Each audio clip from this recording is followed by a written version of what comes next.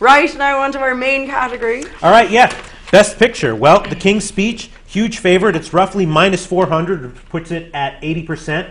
And it did win the SAG Awards, right? Yeah. And what is it? 75% of the Guild movies? Award winners since 1990 have won the Best Picture 75%. award. So that's about right on. But The Social Network is the second choice, 4-1. And before the Guild Awards, The Social Network was the favorite. Yeah.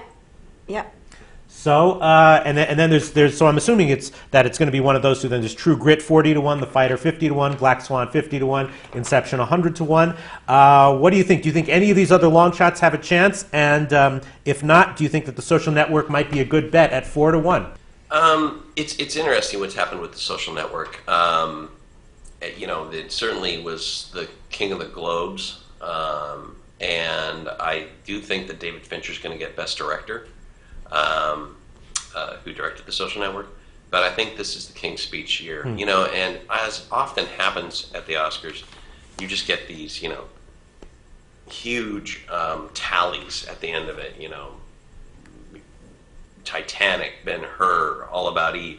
When they decide this is the one, they go with that film, and I think it's the King's Speech. You also have, you know, Harvey Weinstein and the Weinstein Company. You know, they really know how to work this, and they have the King's Speech. They really know how to work this process.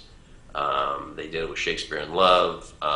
They've done it year after year, and really that is kind of part of the DNA of Harvey and Bob Weinstein. So additionally, Social Network really came from, I think, critical outpouring, critical accolades, and then when I think the general, you know, Academy voters saw it, they found it chilly, because it is. Right. You know, it's a kind of damning portrayal of a generation from an older generation. So I don't think it's necessarily a fair one, but it certainly is a well-done film. And but I think King's Speech is more palatable. And again, they know how to work. They know how to work the Oscars. Right.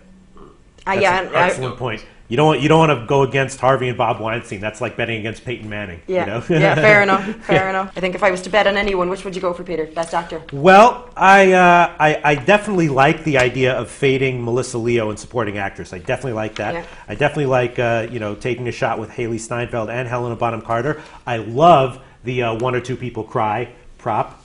And I also think that if you have any money left over, that throwing it all on Colin Firth as a lock is not a bad idea. Brilliant. Listen, Keith, thank you so much for your time. We really appreciate it. Thank you guys for having me.